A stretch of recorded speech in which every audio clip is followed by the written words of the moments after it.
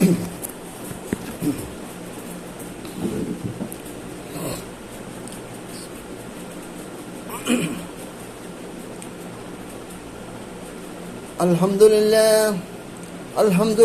ওয়াকাফা ওয়া সালামুন আলা ইবাদিহিল্লাযীনা ইসতাফা আম্মা বাদ আউযু বিল্লাহি মিনাশ শাইতানির রাজীম বিসমিল্লাহির রহমানির রহিম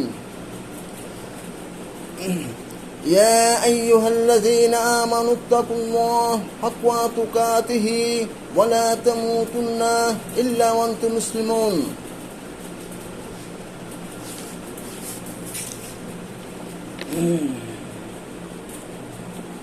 লা তুশরিকু বিল্লাহ ইন্নাশ শিরকা লা যুলমুন আযীম।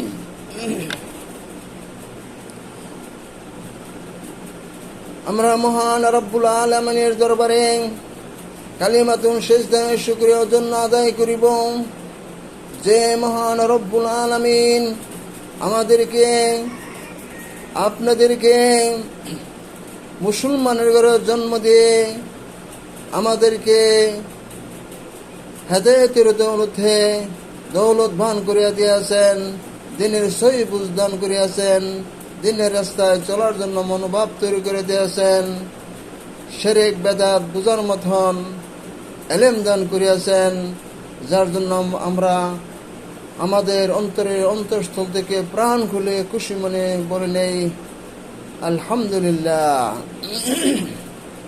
ভাইরা আমার, আজকের আলোচনা হবে শিরক সম্বন্ধে। শিরকে কাবির মানে সবচেয়ে বড় শিরক। শিরকের কিছু ধারণা আমি আপনাদের সম্মুখে আজকে ধরে উঠাবো, আপনারা দোয়া করিবেন। শিরক, প্রথম আসেন শিরক সম্বন্ধে আমরা জেনে নেই।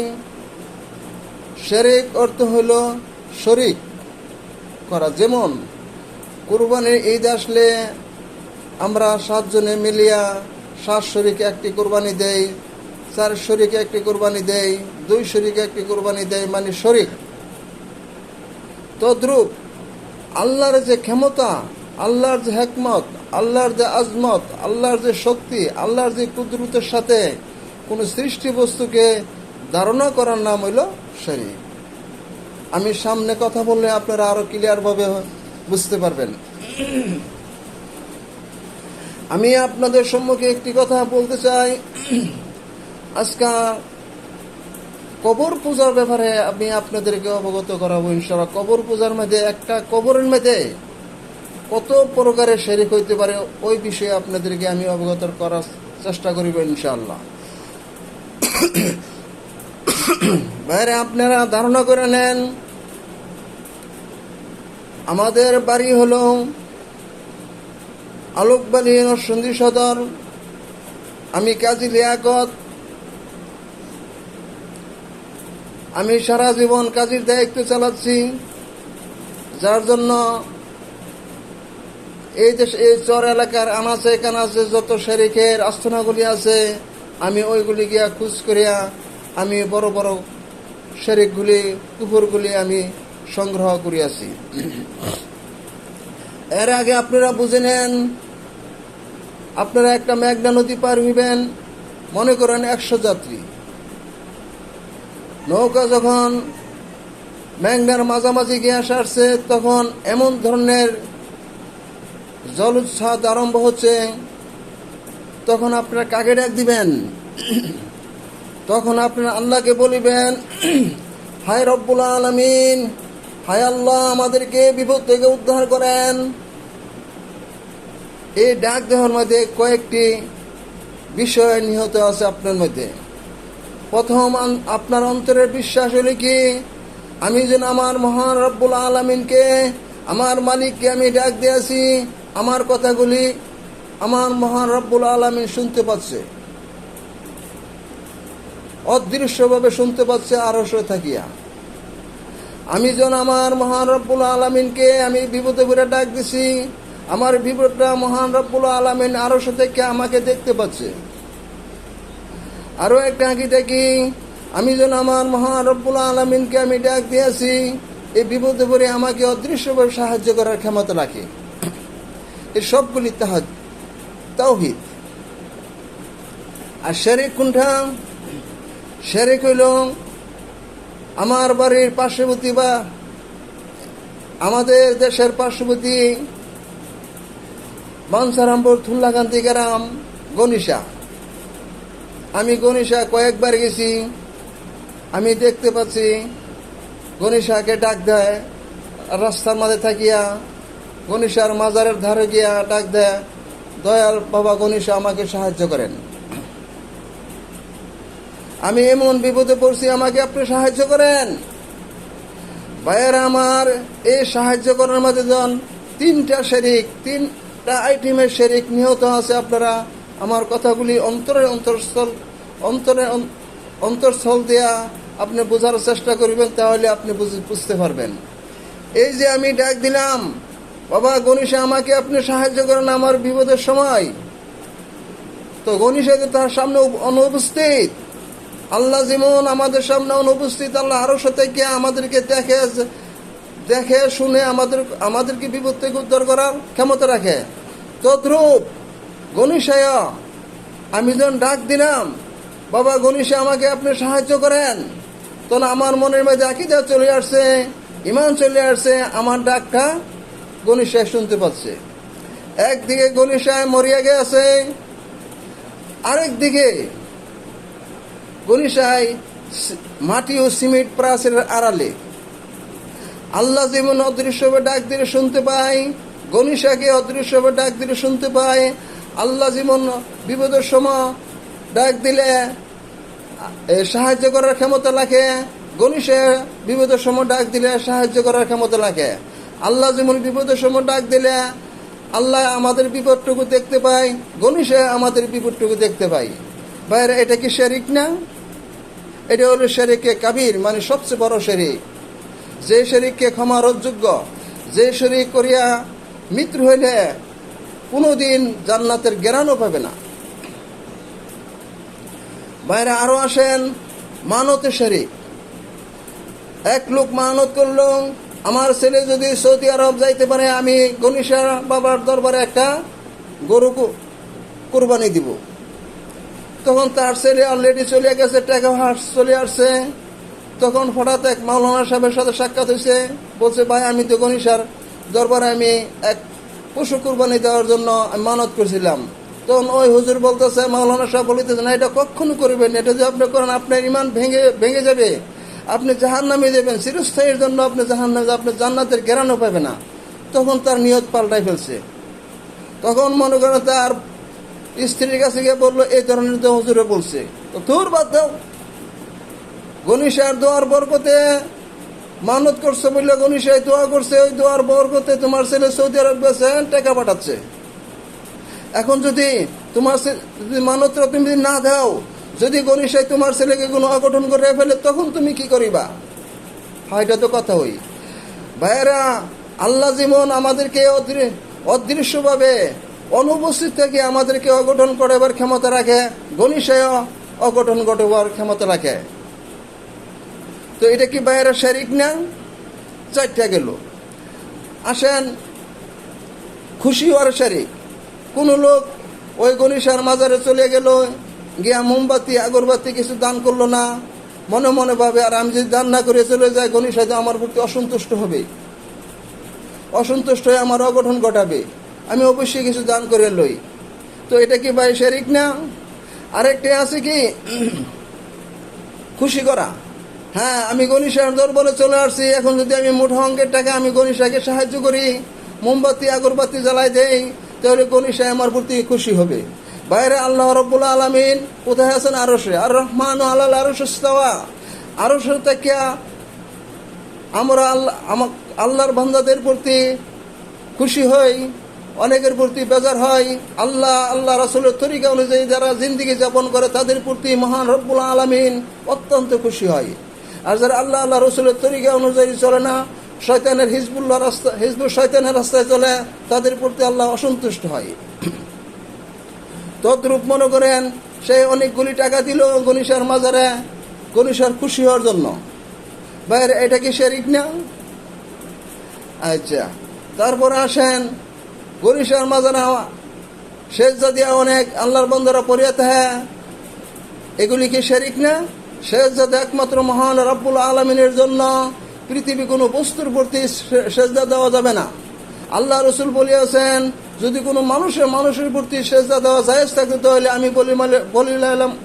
আমি বললাম হইলে প্রত্যেকটা স্ত্রীজন তার স্বামীকে সেজদা করে। বাইরে সেজদা অত্যন্ত ভয়ানক জিনিস, এগুলি অত্যন্ত মারাত্মক শিরক। আল্লাহ পাক অন্য আয়াতের মধ্যে বলিয়াছেন, অন্য সূরার মধ্যে বলিয়াছেন, সূরা বাইনার মধ্যে বলিয়াছেন,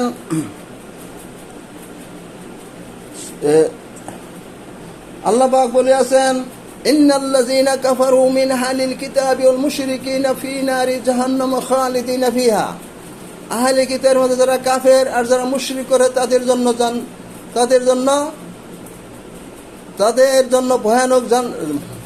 জন্য জাহান্নাম নির্ধারিত করা হচ্ছে। তারা কোনোদিন জান্নাতের জ্ঞানও পাবে না। যেদিনের শুরু আছে, যেদিনের শেষ নেই, অনন্তকালের জন্য তারা জাহান্নামী।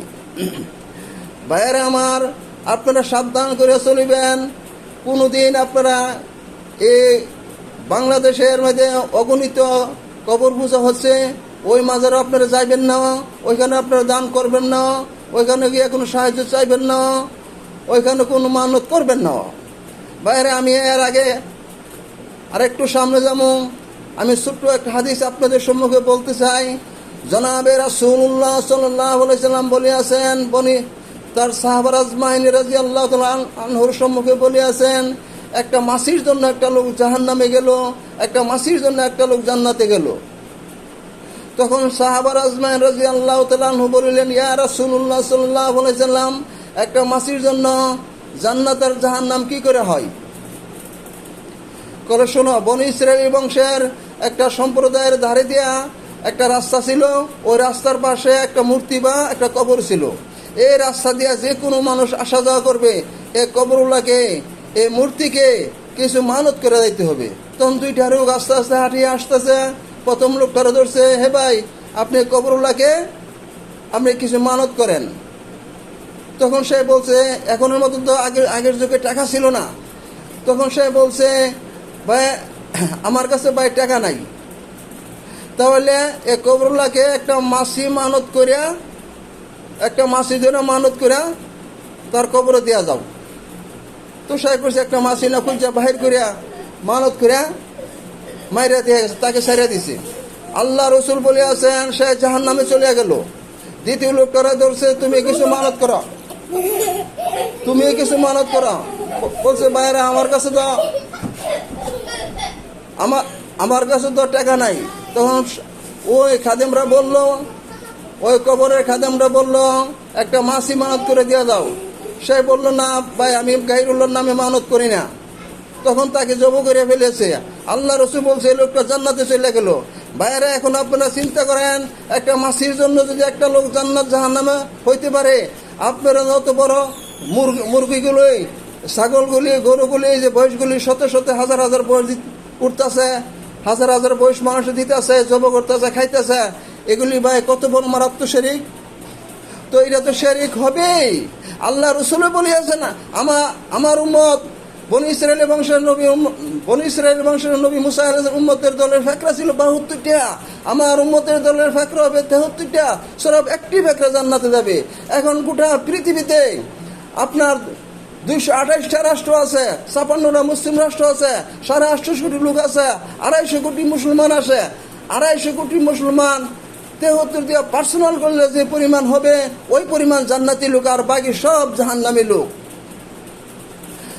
ভাইয়েরা, একটু সাবধান করে চলবেন, অত্যন্ত গভীর চিন্তা করে চলবেন। এখন আল্লাহ পাক আমাদেরকে, এই যে দেখেন বাংলাদেশের, ভারতবর্ষের মধ্যে কত ফিরেরা ইসলাম নিয়ে সিনেমিনি খেলিয়া কত তরিকা আবিষ্কার করে বলছে, মাজাবিরা কত দ্বন্দ্ব আবিষ্কার করে বলছে, এবং এগুলি সবগুলি বাদ দেন, কোরআন এবং সহিহ হাদিস অনুযায়ী জিন্দেগি যাপন করেন যদি জান্নাতে যেতে চান।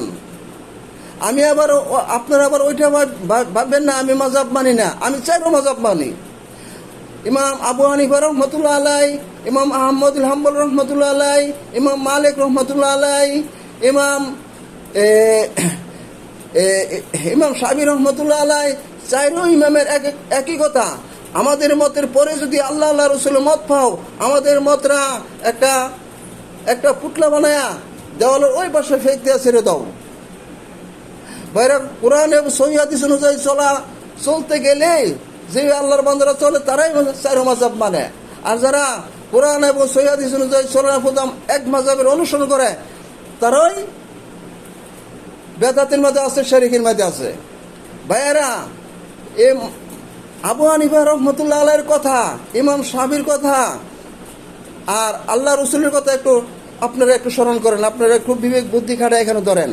আল্লাহ রসুল তো কোনোদিন বলে যায় নাই আমি ইসলামকে ইমাম আবু হানিফার কাছে ছেড়ে দিয়ে গেলাম, আমি ইসলামকে ইমাম মালিকের কাছে ছেড়ে দিয়ে গেলাম, আমি ইসলামকে আহমদ হাম্বলের কাছে ছেড়ে দিয়ে গেলাম। এই কথা কি আল্লাহ রসুল বলছে? কোনোদিন বলে না। আল্লাহ রসুল বলছে কি, আমি তোমাদের কাছে দুটি জিনিস দেওয়া যাই, একটি হইলো আল্লাহ কোরআন, একটি হইলো আমার হাদিস, সহিহ হাদিস। আর তোমরা আমাকে কিভাবে মানবা? খোলাফায়ে রাশিদিনরা যেভাবে আমাকে অনুসরণ করছে এভাবে তোমরা অনুসরণকারী হয়ে যাইবা। এখন আল্লাহ একটা কথা খেয়াল করেন, আল্লাহ রসুলের কথা যদি সনদ লাগে, এই হাদিসটাকে জাল নাকি জয়ীফ নাকি দুর্বল নাকি এগুলো যদি জাস্টিফাই করতে হয়, আর ইমাম আবু হানিফা রহমতুল্লাহ ইমাম হাম্বলের কথা আমরা সনদ বাদে কিভাবে এটা বিশ্বাস করি? তাদের নামে তো কত দালালটাও বিভিন্ন লেখালেখি করতে পারে। তো বাইরে এগুলি বাদ দেন, কোরআন এবং সহিহ হাদিস অনুযায়ী জিন্দেগি যাপন করার চেষ্টা করিবেন, এবং কোরআন এবং সহিহ হাদিস আপনারা কিভাবে ধরবেন, কিভাবে শিখবেন। বাইরে আমরা যে সময় পড়াশোনা করছি ওই সময় বাংলাতে কোনো হাদিস কোরআন ছিল না, হাদিসের কোনো কিতাবে বাংলাতে ছিল না। যারা আরবিতে নিয়ে পড়াশোনা করছে তারাই হাদিস কোরআন বলতে পারছে। এখন ভাই বুখারী শরীফকে নিয়ে যত বড় বড় হাদিসের কিতাব, এমনকি আল বিদা ওয়ান নিয়া বিশ্ব ইতিহাস যেটা ওইটা পর্যন্ত বাংলাতে হয়ে গেছে। ভাইয়েরা, এগুলি আমরা কিনা পড়ি, নিজে পড়িবেন। তারপরে আমরা এখন ডিজিটালের যুগ, 7 সমুদ্র 13 নদীর পারে কি হচ্ছে না হচ্ছে ছোট্ট একটা বক্সের মধ্যে বিজ্ঞান দেখার জন্য সক্ষম হয়ে গেছে। আপনারা কি করিবেন? যে আল্লাহর বান্দারা আমাদের দেশ থেকে হাজার হাজার হাজার হাজার আল্লাহর বান্দারা মদিনাতে পড়াশোনা করার জন্য তারা চলে গেছে। মদিনাতে যারা পড়াশোনা করে আসছে তাদের নামের পিছনে মাদানী, যে মতিউর রহমান মাদানী, আমানুল্লাহ মাদানী, এই ধরনের মাদানী যারা, তাদের ওয়াজ শুনবেন। তাদের ওয়াজ শুনলে আপনাদের একটা ভুল ধারণা হবে কোনটা সঠিক রাস্তা, কোনটা ঠিক রাস্তা। যাক,